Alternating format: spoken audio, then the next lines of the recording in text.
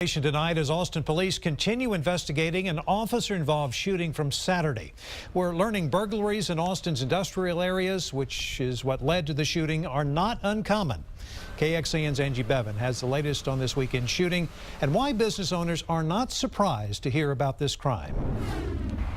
Signs of a burglary still evident at Johnson Supply. 12:14 a.m. Saturday, the business's alarm system went off. 3 minutes later, an officer showed up. The unit that you see behind you that is pinned up against that tree is a solo officer unit. Austin Police Chief Art Acevedo was at the scene following what he says was an assault of one of his officers.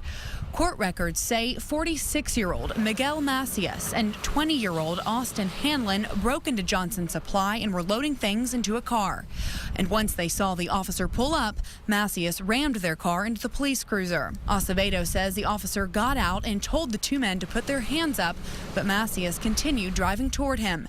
That's when the officer shot at him. He was afraid that he was going to be knocked out of the vehicle and either seriously injured or run over by his own car or potentially the suspect's car. The industrial park on Niels Thompson Drive is home to several supply and distributing companies. It's quiet out here with most of these places closed for the holiday, but we did talk to one business owner who says this kind of crime isn't new. He said he's even had people come inside and strike up a conversation just to try to case their business out.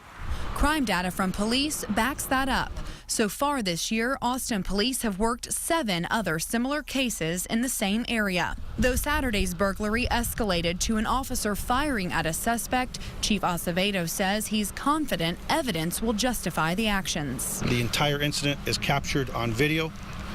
When we release that video, it will be a very powerful tool for the prosecutor, the grand jury, and ultimately the people of the city to see exactly what happened. The Austin police officer suffered a minor injury to his leg. Macias, the man the officer shot, went to UMC Brackenridge and had surgery. He's still at the hospital recovering. Robert? Angie, thank you very much. The police shooting adds to the strain between the Austin Police Department and some members of the community. Since the start of this year, we've already seen 7 officer-involved shootings in Austin. That's the most since 2007.